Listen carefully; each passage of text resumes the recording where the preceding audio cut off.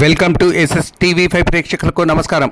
బీఆర్ఎస్కు వరుసగా షాక్ల మీద షాకులు తగులుతున్నాయి. ఇటీవలే బాన్సువాడ ఎమ్మెల్యే పోచారం శ్రీనివాసరెడ్డి, జగిత్యాల ఎమ్మెల్యే సంజయ్ కుమార్ కాంగ్రెస్లో చేరగా, తాజాగా పటంచెరు ఎమ్మెల్యే గూడెం మైపాల్ రెడ్డి కాంగ్రెస్లో చేరేందుకు సిద్ధమయ్యారు. ఆయన హఠాత్తుగా ఢిల్లీలో ప్రత్యక్షం కావడం కలంకలం రేపింది. పార్టీ ఫిరాయించే అవకాశం ఉన్న బీఆర్ఎస్ ఎమ్మెల్యేల్లో ముందు నుంచి ఎమ్మెల్యే మైపాల్ రెడ్డి పేరు వినిపిస్తున్న నేపథ్యంలో తాజాగా జరుగుతున్న పరిణామాలు చర్చనీయాంశంగా మారాయి. ఇటీవల మైపాల్ రెడ్డి ఆయన కుటుంబ సభ్యులు ఇళ్లలో సోదాలు వేసిన ఈడీ సుమారు 300 కోట్ల అక్రమ నగదు లావాదేవీలపై దర్యాప్తు జరుపుతున్నట్లు పేర్కొనడంతో రాజకీయ దుమారం రేగింది.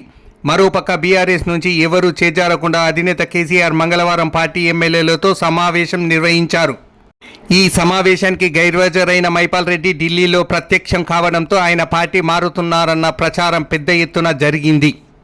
అయితే తాను ఏ నాయకుడిని కలిసేందుకు ఢిల్లీకి రాలేదని, వ్యక్తిగత పనుల మీద లాయర్లను సంప్రదించేందుకు వచ్చానని ఎమ్మెల్యే మైపాల్ రెడ్డి వివరణ ఇవ్వడం గమనార్హం. కేసీఆర్ నిర్వహించిన అత్యవసర సమావేశానికి విదేశాల్లో ఉన్న బీఆర్ఎస్ నాయకులు సైతం అగమేఘాలపై తిరిగి రాగా, మైపాల్ రెడ్డి మాత్రం ఢిల్లీకి వెళ్లడం రాజకీయంగా చర్చనీయాంశమైంది. ఉమ్మడి మెదక్ జిల్లాలోనే బలమైన నేతగా ఎమ్మెల్యే మైపాల్ రెడ్డికి పేరుంది. 3 సార్లు ఎమ్మెల్యేగా విజయం సాధించిన ఆయనను కాపాడుకోవడం బీఆర్ఎస్ కీలకంగా భావిస్తున్నారు.